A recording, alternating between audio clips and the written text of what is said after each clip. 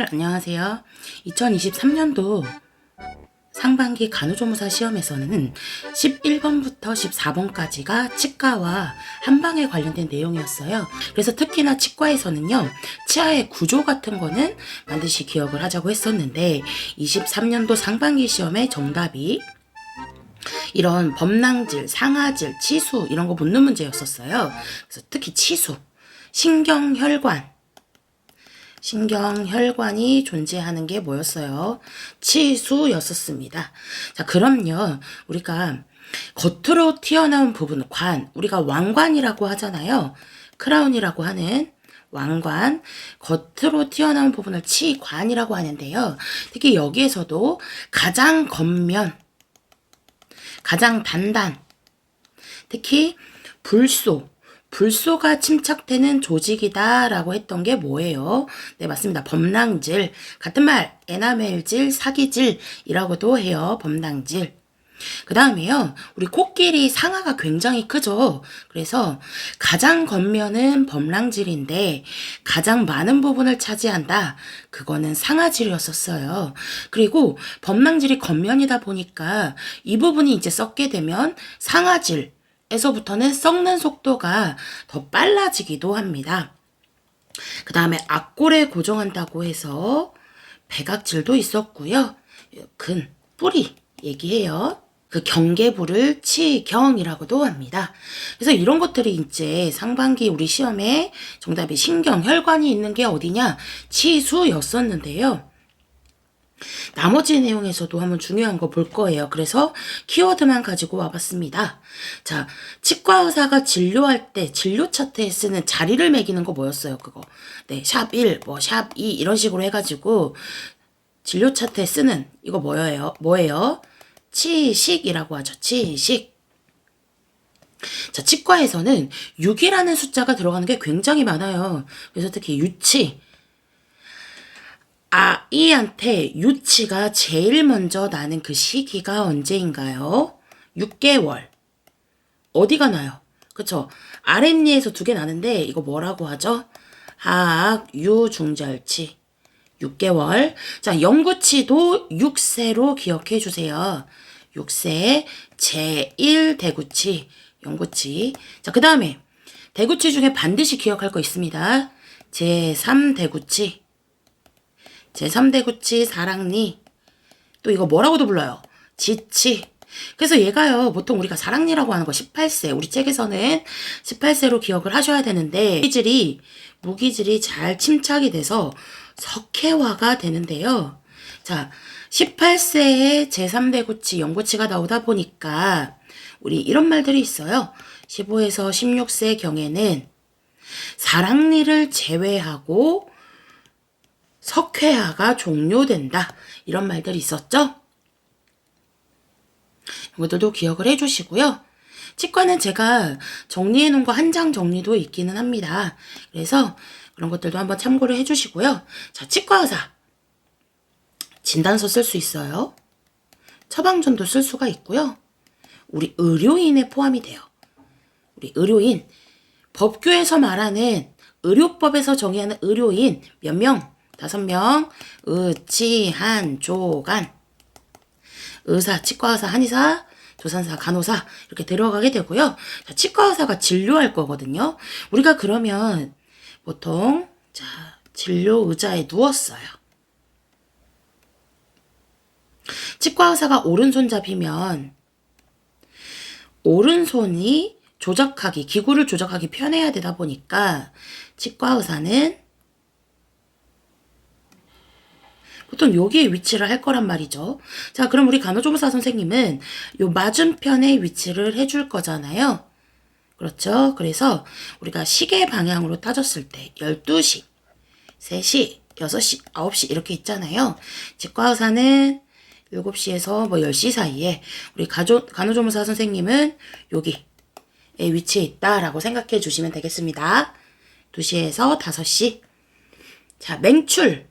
뿅 하고 출현하는 거예요. 치아가 치육을 뚫고 특별한 이유 없이 잘 출현하는 거를 얘기를 합니다. 특별한 문제 가지지 않고 출연하는 거. 그 다음에 불소 칼슘은 특히 치아에서 빼놓을 수 없는 놈들이잖아요. 그러다 보니까 기초 영양에서도 나옵니다. 이 불소 같은 경우는 법규에서도 나오고요. 그래서 적정 ppm, 뭐 0.8 ppm, 최소 0.6에서 1 ppm까지 있었고요. 그 다음에 특히나 불소도포는 6개월에 한 번 하죠. 얘도 잘 나오는 놈입니다. 불소도포 6개월에 1회. 치과 기구도 여러 개가 있었어요. 자, 침. 탐험을 해보는 침이에요. 그래서 얼마나 깊게 썩었는지 확인해 보는 거, 얼마나 흔들리는지, 깊게 썩었는지 동요도를 체크한다. 탐침. 거울 달린 거죠. 그리고 일체형 의자를 얘기를 해요. 유니체예요. 핸드피스. 얘도 엄청 잘 나오는 놈이잖아요. 핸드피스. 치아 절삭기구. 치아 절삭기구라고 해서요. 치아의 질, 겉면을, 치아의 질, 똥꼬에 있는 치질 아닙니다. 치아의 질을 삭제하는 기구를 얘기하고, 속도가 빠르면 고속, 속도가 느리면 저속, 그래서 하이 스피드, 로우 스피드 했던 것들도 기억하실 거예요. 치과에서 또 빼놓을 수 없는 몇 가지 것들을 최근 시험에 또 나왔던 것들도 가져와 봤는데요.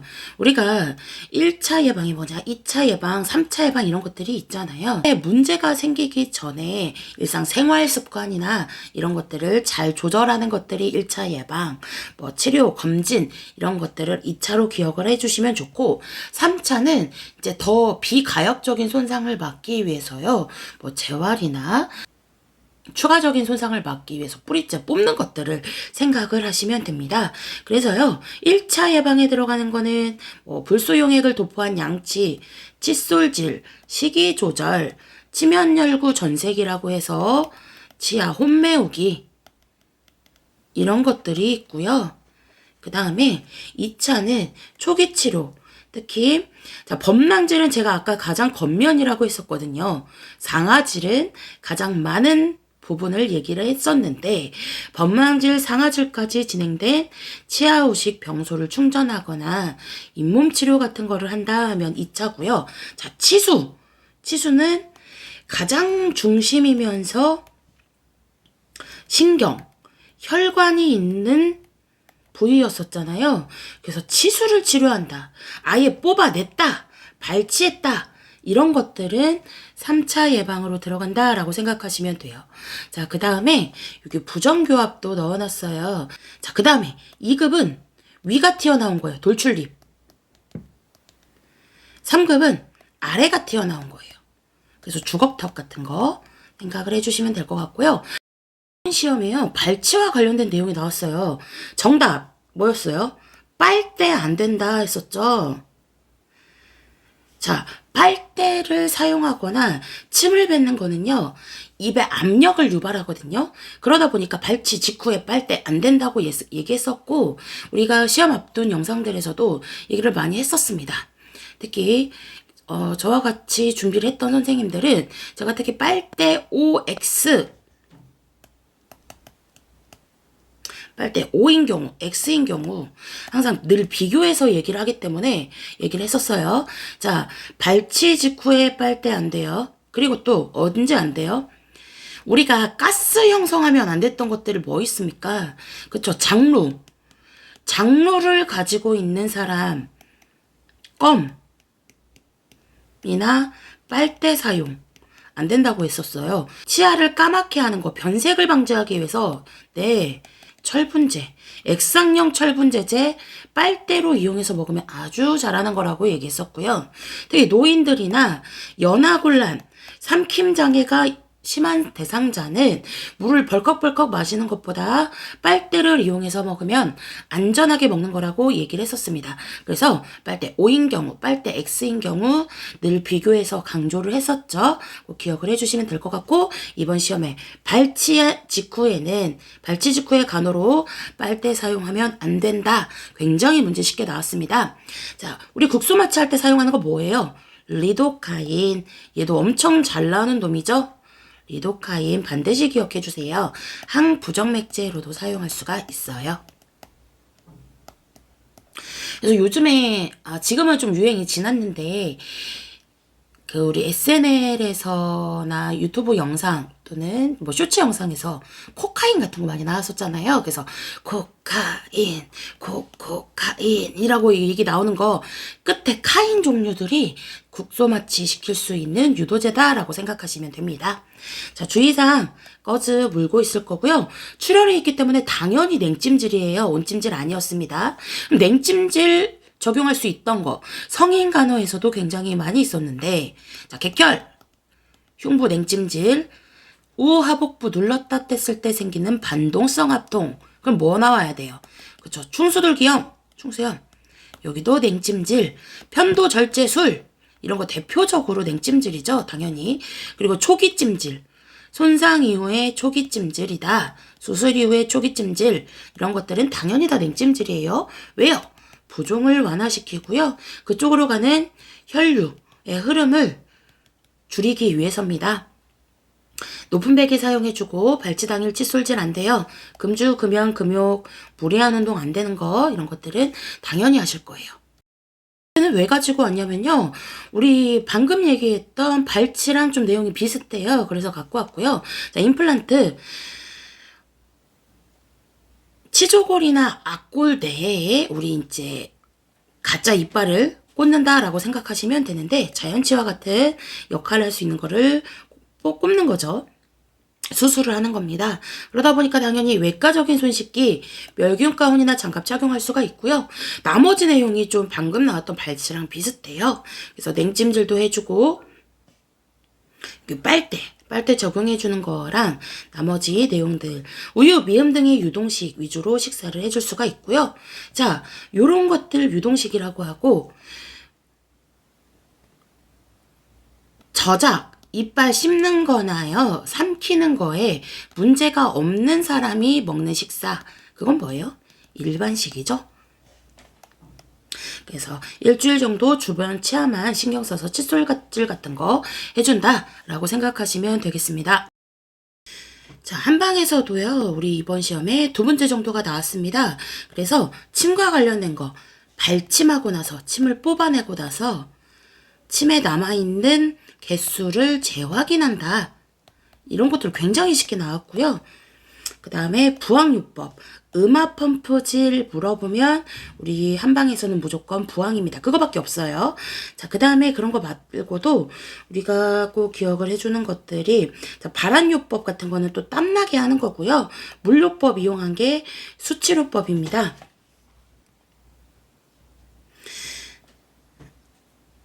그리고 한방에서 빼놓을 수 없는 것들 또 뭐가 있습니까? 네, 탕제, 고제, 환제, 그 다음에 규제, 산제 이런 것들이 있어요. 그래서 얘네들도 워낙 잘 나오는 놈들이잖아요. 자, 탕으로 끓이는 걸 얘기해요. 물 부어서 가열한다, 끓인다, 탕제. 급성질환에 효과가 좋다라고도 나왔었고요. 특히 보통 약을 먹는 횟수는 1일 3회인데 우리가 구토하면 안 먹이잖아요. 근데 한방에선 예외다. 이 탕제 같은 거 구토하면 조금씩 여러 번에 나누어서 복용시킨다. 이런 것들이 있고요. 반대로 이제 환제 같은 경우는 만성질환에 효과가 좋고 얘는 환약 형태로 만든 거잖아요. 자, 고제, 반유동 형태. 그래서 우리 고약이라고도 하는 것들 아마 아실 거고 농축시킨 반유동 형태다 하면 무조건 고제고요. 자, 너 주량이 어떻게 돼? 술 얼마나 잘 마셔? 알코올 들어갔다면 이제 주제가 되는 거. 자, 산제, 날리는 약제, 마른 약제. 우리가 사람이 흩어져 있다, 분산되어 있다라고 얘기하잖아요. 마른 약제 막 날리죠. 그러다 보니까 그런 것들은 산제라고 합니다. 자, 그리고 한방에서 또 이런 것들도 기억해 주세요. 오장. 오장 반드시 기억해 주세요. 간통죄 저지른 폐비 때문에 심신미약 왕, 이거 기억하시면 편하거든요. 자, 간장, 폐장, 비장, 심장, 신장. 그래서 오장이 있고요. 여기에 위 안 들어가죠. 우리가 말로는 위장 하잖아요. 하지만 오장에 위는 안 들어갑니다. 자, 그럼 이것들이 또 각각의 이 장들이 표리 관계가 있잖아요. 연결이 있는 표적, 연결된 기관이 있거든요. 자, 간은 간담이 서늘하다고 해요. 담낭. 자, 패대기 치자. 대장, 패대기 쳐요. 기를 다스리는 곳. 자, 비위성해. 비위성해. 비정은 위랑 관련이 있어요. 그 다음에 심장 얘기하는 거거든요. 자, 심장은 소장이랑 관련이 있고요. 그 다음에 신장은 오줌을 만드는 신장, 오줌을 저장하는 방광. 그래서 반드시 장으로 끝났다고 해서 특히나 위장, 대장, 소장 이런 거 장으로 끝났다고 해서 오장에 들어가는 거 아닙니다. 간통죄 저지른 패비, 심신미약. 그리고 이번에 이제 음압펌프질이다 라고 해가지고 정답이 부항이었잖아요. 그러면 상반기에 부항과 관련된 게 나왔으니까 물론 하반기는 다른 문제 나올 수 있어요. 하지만 부항과 관련된 주의점 이런 것들도 알아야 되거든요. 살집이 있고 뚱뚱한 사람, 화관을 큰 거를 선택을 해야 되겠죠. 그리고 우리가 화관 입구에 화상 입지 말라고 뭐 바를 수 있어요. 그쵸? 바젤린 같은 거 바를 수가 있고 부항 시간 몇 분? 5에서 15분. 이거 있었죠? 5에서 15분. 그래서 이거 뭐랑 똑같아요? 해부에서 응고와 관련되어 있는 혈소판, 응고 시간이랑 똑같죠? 그래서 이것도 반드시 기억해야 되는데 이것도 같이 기억하자고 얘기했었습니다. 그 다음에 여기서 만약에 이제 하나만 더 하고 끝날 건데요. 냉온요법 있었잖아요. 자, 우리가 냉탕, 온탕 이용하는 거거든요. 그러면 냉탕은 온도가 16도 정도 되고 온탕은 42도 정도 되거든요. 그러면 정말 차가운 물, 뜨끈한 물을 이용을 하는 거잖아요. 냉온요법. 이 온도가 가장 이상적이긴 하지만 뭐 노령자나 심약자, 순환기 질환이 있는 사람이라면 온도차가 10도 내외인 것을 선택을 해서 한다라고도 얘기했었습니다. 오늘도 공부하시는 여러 선생님들 응원하겠습니다.